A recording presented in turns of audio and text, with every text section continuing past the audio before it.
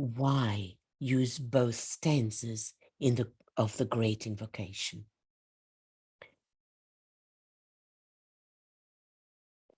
The two stanzas of the Great Invocation were given in 1935, and then in the middle of the war, or no, at the beginning of the war in 1940. So let's discuss the reasons for DK recommending that we say these two stanzas in particular. The first stanza, "Let the forces of light bring illumination to mankind," express the normal, largely unconscious, invocative cry of humanity. It summed up in itself the desire of all men everywhere for peace, for goodwill, and cooperation. It was generally popular and was, and still is, very widely used. So this is good. So it was fairly well understood at the time, and its outstanding note was peace. That stanza, used in 1936, referred to the vague general aspiration of the mass of the people in the world, which is today more pronounced than ever before and becoming more focused towards true well-being. I think this statement of DK really rings even more true today in our day and age.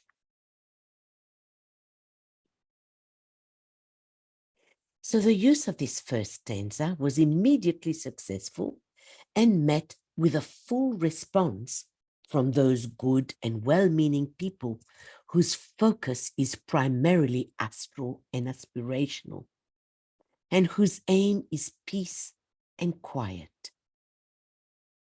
So this peace and quiet provides the area of consciousness in which aspiration can flourish, physical and emotional comfort can be attained, and the recognition of the mystical vision becomes possible.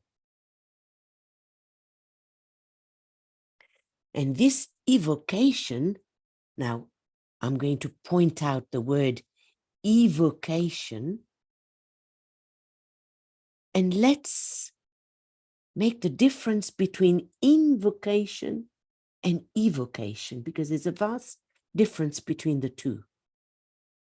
Invocation is the appeal, is the call that we make to the higher forces.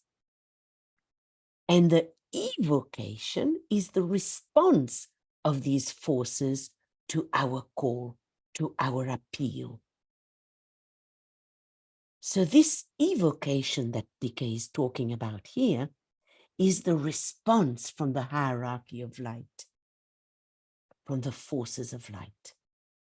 And they will bring to humanity that stimulation and active desire to participate in the expression of goodwill, which will render world peace an effective outcome of wise action and the establishment of right human relations.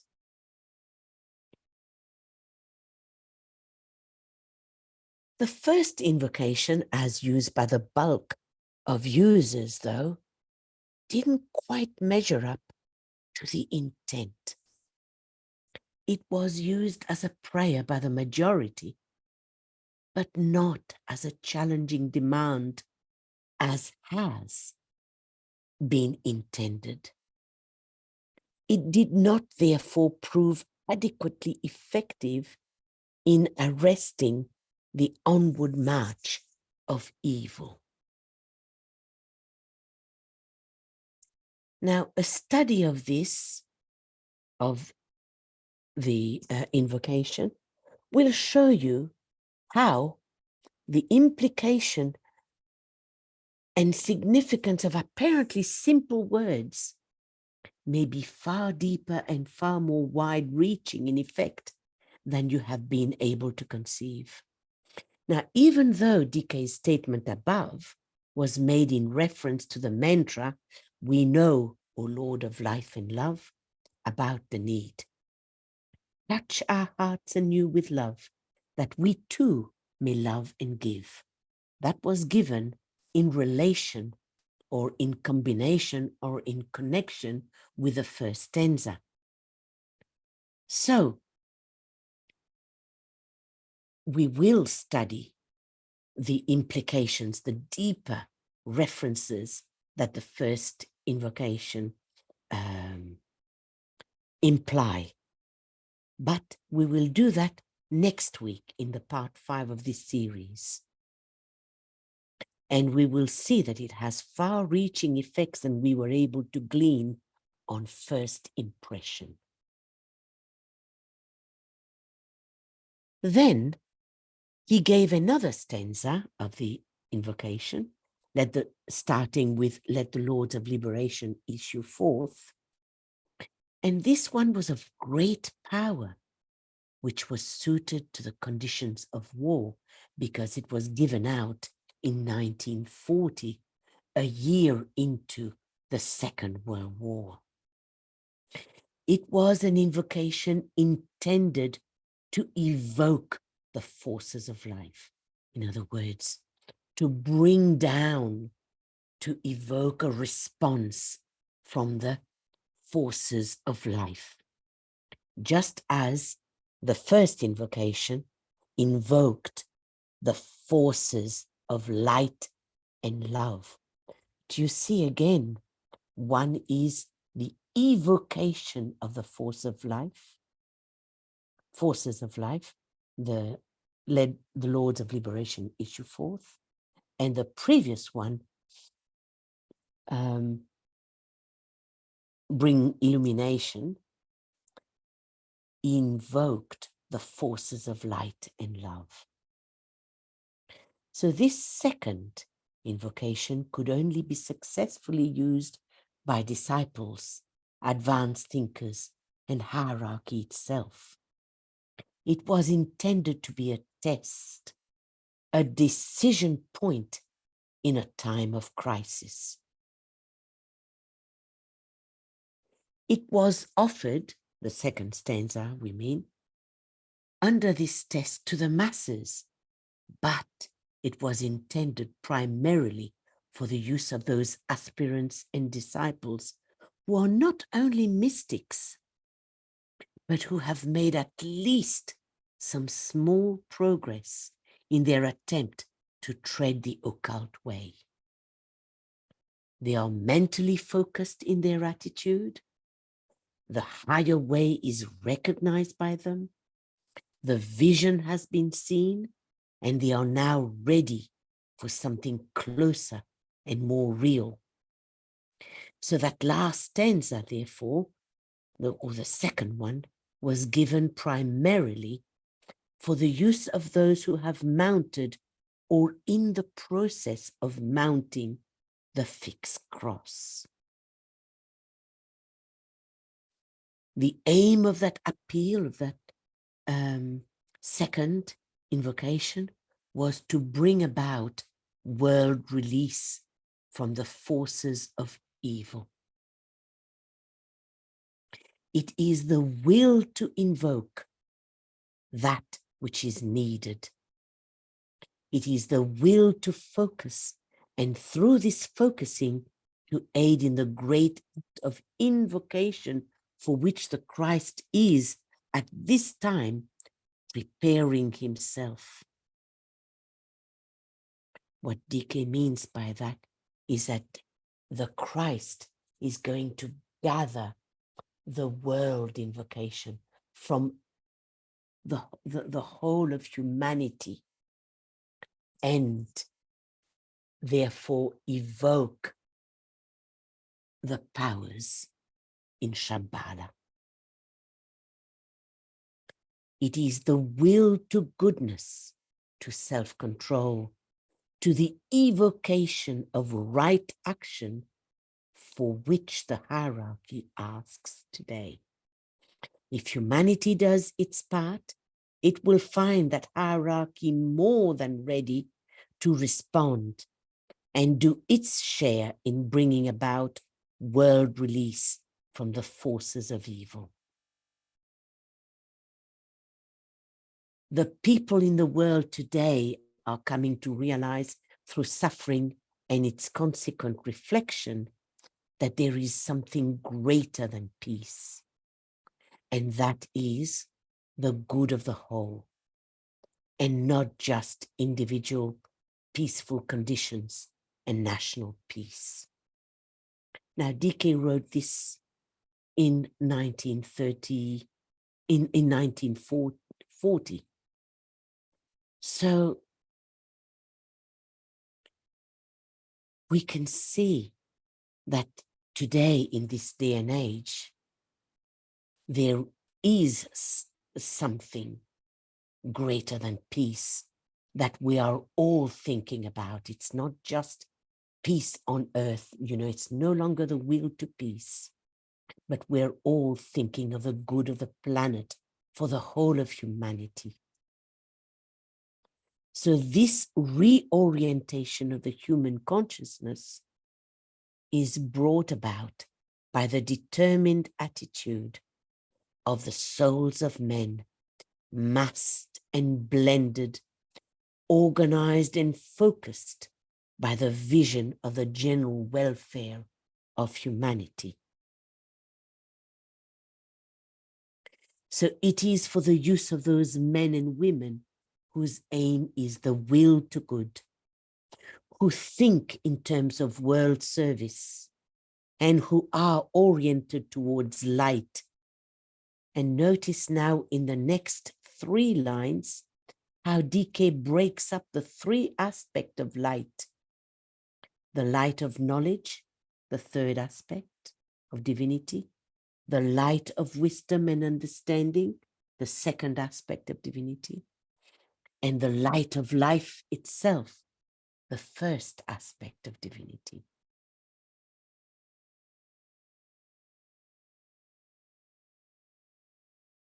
Success can crown the efforts being made, and the new group of world servers can measure up to the need if there is a more conscious and definite attempt to stand in the center, the place of loving power that is as a soul. We stand in the center of our being as the soul, as well as an increased ability to think in terms of group synthesis and fusion, because the soul is, for the good of the whole, is group conscious. So as we stand as a soul, we more and more, we think more in bigger terms, larger terms, that involves the whole group, the whole of humanity.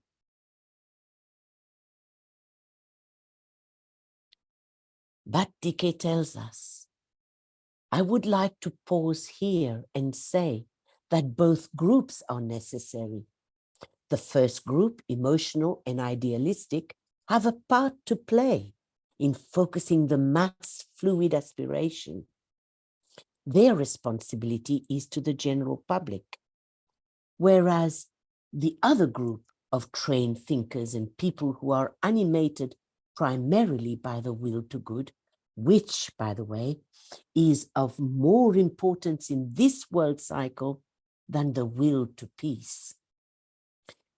They have a function to carry out in evoking hierarchical response. In other words, in bringing it down in reply to the aspiration of the first group. They focus this aspiration on the mental plane. They create a thought form embodying the objective. And then they project the call, which may reach the ears of the Lords of Liberation.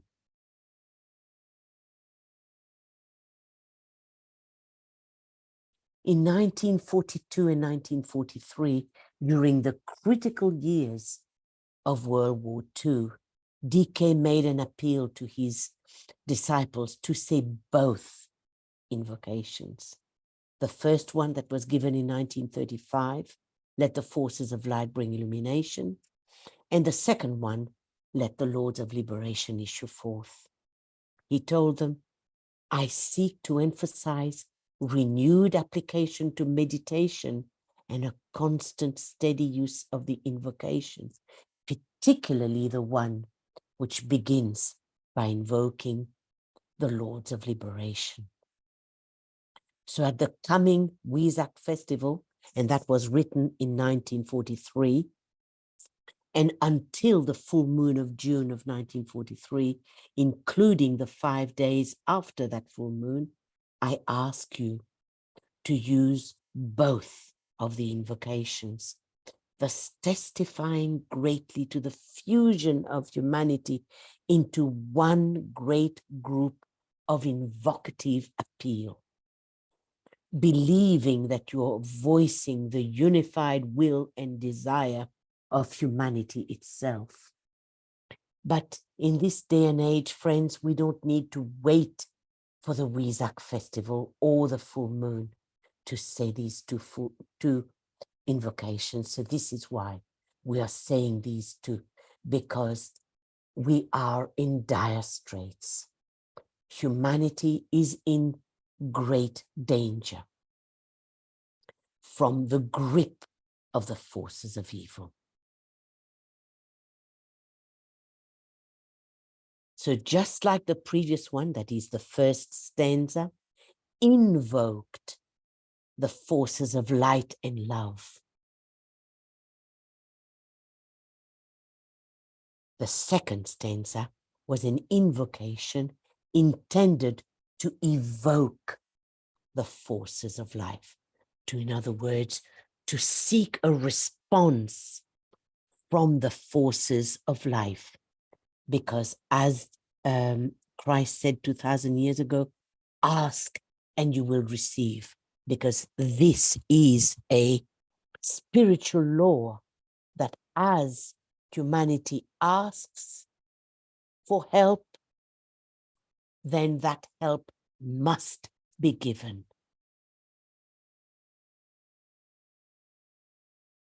At the time of the full moon in May of June, it will be advisable to use both invocations and thus to fuse and blend into one united invocation the massed intent of humanity as a whole and the enlightened purpose of the disciples and the hierarchy.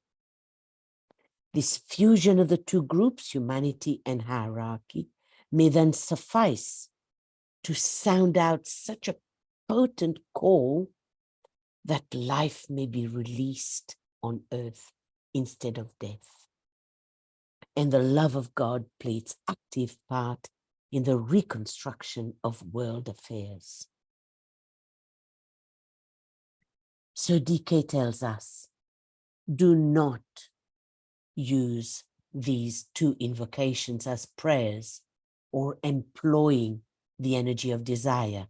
Use both invocations constantly as great challenging demands, employing the power of the will as you master it and focus it at the point of tension. And DK's plea in 1943 is still very relevant today, friends.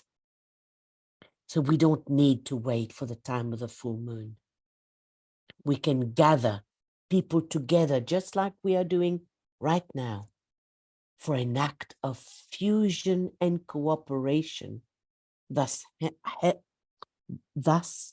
helping humanity and throwing our small individual efforts behind that of hierarchy.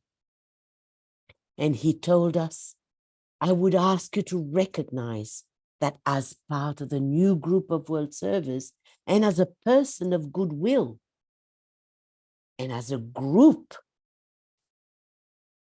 the healing group, we can act as a mediating factor between humanity and hierarchy, bridging the gap between the mass of men stunned by suffering, blind to the higher issues, and inert.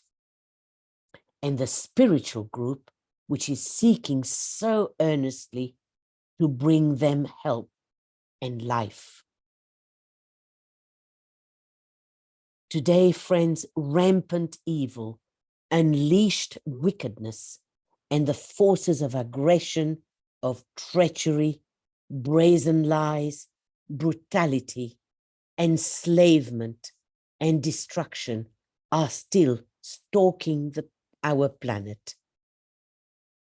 There are forces who think that they can just walk into any other country, take what they want, do what they want, and whenever they want. And that's not right. So DK tells us, I am explaining this because world conditions today warrant the use of both stanzas now. And I think I can hear him saying that to us right now. World conditions today warrant the use of both stanzas now. The Great Invocation should again be made available to the masses. The second stanza should be used by thinkers, occultists, and disciples, and by all who respond to its note. And in doing this, there will be need on your part of great skill in action so that you may rightly and wisely distribute the two invocations.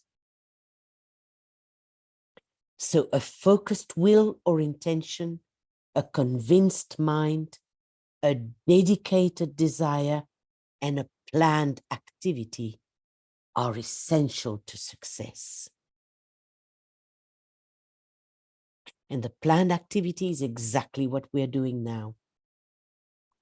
And we have a convinced mind because we have read what DK has said. We have understood his intention.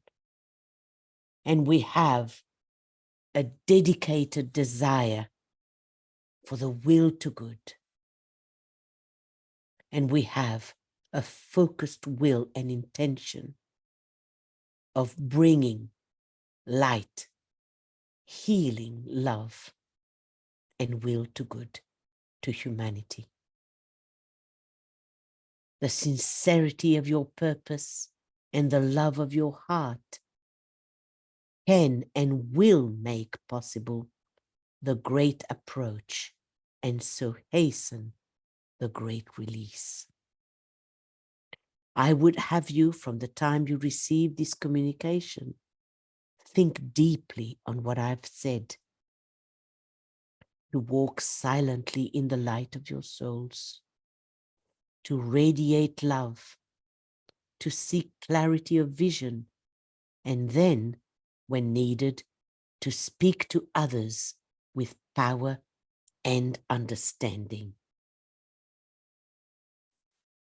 And now again comes opportunity and the possibility of a great approach, which can be the consummation of the work started in 1936, and that was written in 1943. The battle is on between the forces of light and the forces of evil. And history is repeating itself at the moment with a war in Ukraine, with China's aggression and threatening to bring Taiwan against its will, just like it's done with Hong Kong, squashed people's will. So the forces of evil and the forces of light are having a face-off, even now. So to end this warfare rapidly and with success, leaving a wide open door to a better world, the forces of life must be called in. The forces of life must be called in so that it can break this crystallization of the forces of evil. So as to prevent that before there is another calamity of World War III, before any more escalation, we need to be able to break this crystallization of the forces of evil.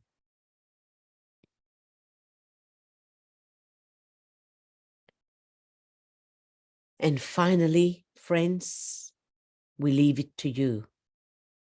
DK tells us, if you realize that if the will to peace is conditioning you, then you're still working on emotional levels, and your work will then have to be with the first stanza of the Great Invocation and with its distribution to the masses. Don't forget that DK did tell us that both groups are necessary. And if it is the will to good which influences and directs you, then to the awakening of mass aspiration, you must add the task of evoking the response to world need in the thinkers and aspirants through the medium of the second stanza, blending the two approaches in an effort to evoke, via hierarchy, the will to save of Shambhala. But I believe that all of us in our group are more or less directed by the will to good. We want the will, we want the good of the whole planet, not just the will to peace. This is what's motivating us. This is why you have responded to this call of meditating together as a group with hierarchy every week. So I think that this is what's motivating all of us. Thank you, friends. Thank you.